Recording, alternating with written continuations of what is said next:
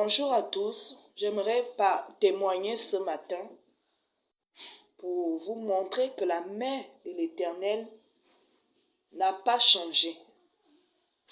Le Seigneur agit toujours puissamment. S'il y a des blocages, s'il y a un problème dans ta vie, il n'y a que le Seigneur qui peut résoudre ce problème.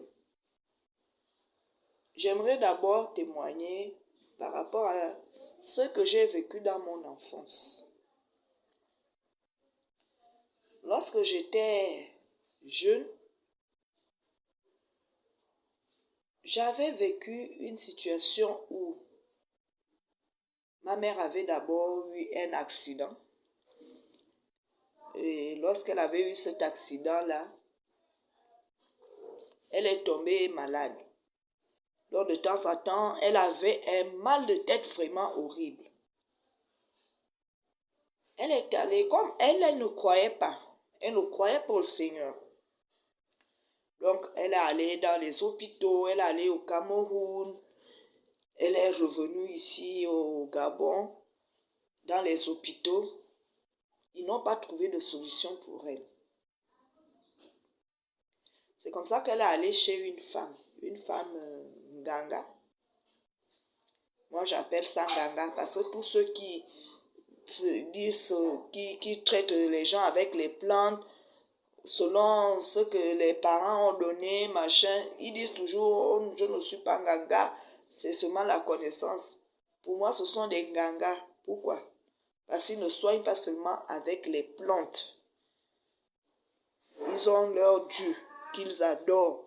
Parce que quand quelqu'un te dit qu'il parle d'abord avec la plante avant de cueillir la plante, ce n'est plus naturel. Bref. Donc, maman, quand elle était allée chez cette femme-là, la femme-là la traitait, mais moi, j'allais rendre visite à ma mère. J'avais à peine 18 ans. Quand j'allais là-bas, elle a commencé à me dire, Nana,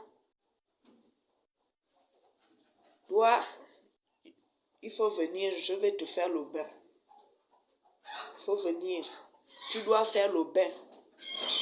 Tu as ce qu'on appelle chez nous enfants, tu as la caga. La caga, c'est une sorte de malédiction qu'on met sur toi. On peut te dire par exemple que quand tu seras grande, tu n'auras pas d'enfant. Quand tu seras grande, tu n'auras pas de mari. Au fait, c'est la personne qui te fait ça, qui proclame des choses sur toi. On peut te faire ça étant même bébé. Voilà pourquoi il ne faut pas donner son enfant, son bébé à n'importe qui. Elle me dit, tu as la caga. Tu as les zozois caga. Ça veut dire que la personne qui avait prononcé des choses sur moi étant toute petite n'avait pas terminé de parler. Quelqu'un l'a trouvé en train de parler et elle n'a pas terminé de proclamer des choses sur moi. Donc elle me dit, il faut amener le canard. Je dis, ça c'est quelle histoire? Moi je ne connais pas ce qui s'est passé. Mais je crois en mon Seigneur. Il me dit, il faut amener le canard, je vais te laver le corps. On va faire le bain. Moi, je n'étais pas convaincue pour ça.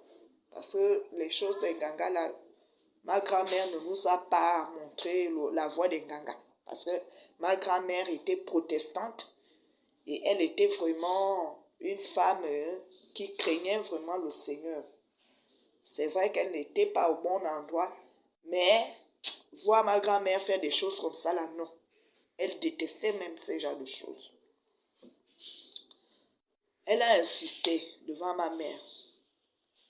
C'est comme ça que maman prend 5 000. Elle me remet, va acheter le canard, puisqu'elle avait demandé le canard. Je suis allée acheter le canard chez une grand-mère. Mais au fond de moi, je n'étais pas d'accord. Au fond de moi, je priais, je dis, Seigneur, tu dis dans ta parole, enfants, obéissez à vos parents. c'est écrit selon le Seigneur. C'est-à-dire que si ma mère ou mon père me demande de faire ce qui te plaît, c'est ce que je dois faire.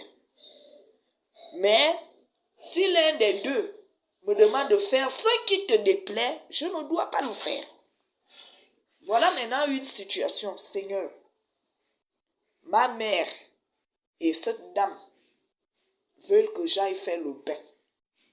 Mais je sais que ce n'est pas dans ta volonté parce que toi-même dans ta parole, tu dis aussi qu'on ne doit pas mettre les pieds chez des gens qui évoquent des esprits des morts. Chez les magiciens, les gens qui disent des bonnes choses, on ne doit pas mettre nos pieds là-bas. Ah Seigneur, je remets ça entre tes mains. Que ta volonté se fasse. Ça, c'est ce que je disais au Seigneur. Je suis allée chez la grand-mère, j'ai payé le canard. Maintenant, en allant déposer le canard chez la dame en question, je priais toujours dans mon cœur. Je priais même sur la route, je parlais doucement. Je parlais doucement. Je répétais la même prière. Et j'insistais là-dessus. Je dis, Seigneur, c'est toi qui as dit. Voilà ce que tu as dit dans ta parole. Et voilà ce que je suis en train de vivre. Donc, quand j'arrive chez la dame, je dépose le canard. Elle me dit, tu viens très tôt le matin. Pourquoi on commence le bain quand les gens, tout le monde dort encore? Je dis, il n'y a pas de problème. Je suis rentrée à la maison. Maintenant, pendant que j'étais à la maison, je priais toujours. Je rappelais toujours au Seigneur ce qu'il a dit. Je dis, Seigneur, je remets tout entre tes mains. Je veux seulement vivre dans ta volonté. C'est ta volonté que je veux. Le lendemain matin, très tôt, je me suis réveillée. Seule, je suis allée chez la maman en question. Quand j'arrive chez elle, elle me dit, Nana, je ne comprends rien. Je dis quoi, maman? Le canard, je ne vois plus le canard. Parce que quand j'avais déposé le canard, elle avait pris le canard, elle a pris le canard, elle a mis sous la haute que les femmes portent au dos là, qu'on appelle le panier. Beaucoup de femmes appellent ça le panier, c'est la haute. Elle a tourné la haute, elle a mis le canard à l'intérieur et elle a déposé un gros bois dessus pour que le canard ne puisse pas fuir. Et il a été même attaché, il avait une corde au niveau des ailes. Les ailes étaient bien attachées. Elle me dit, le canard a disparu. Ce matin, je l'ai donné à manger. Après, je l'ai remis sous la haute. Mais je ne vois plus le canard. Je dis non, ça ne peut pas se passer comme ça. Je fouille, je fouille. Je l'aide même à chercher. J'ai commencé à fouiller dans la maison. On regardait un peu partout, même sous les lits. On n'a pas revu le canard. J'ai essayé de contourner les maisons. Rien. On n'a pas vu le canard. Quand je suis rentrée à la maison, j'étais contente. Parce que le Seigneur m'a prouvé que cette voie que je voulais suivre là n'était pas une bonne voie. Donc le Seigneur a fait disparaître le canard. C'est pour vous dire ce matin que rien n'est impossible au Seigneur. Tout est possible au Seigneur. Quand tu es sincère avec le Seigneur, il est capable de tout. Il est capable de tout. Parce qu'il voit ta sincérité. Parce qu'il voit ton cœur. La Bible dit que l'homme regarde à ce qui frappe les yeux. Mais le Seigneur regarde le cœur. Tata Nzambe regarde le cœur. Ce qui est au-dedans de toi. C'est ce qui est important pour lui. Voilà comment la main de l'Éternel va agir en ma faveur. Le Seigneur savait très bien que moi, je n'étais pas pour ce genre de choses. Et je lui faisais confiance. Voilà comment il a intervenu. Le canard a disparu.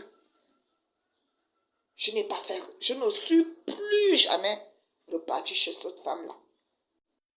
Parce que le Seigneur m'a prouvé que je ne dois pas mettre mes pieds dans ce genre d'endroit. Je suis sa servante. Je suis son enfant. C'est ce que je peux dire dans cette vidéo. Ne pensez pas que le Seigneur ne peut pas intervenir dans votre vie. Peu importe la situation que vous traversez. Il est capable de tout.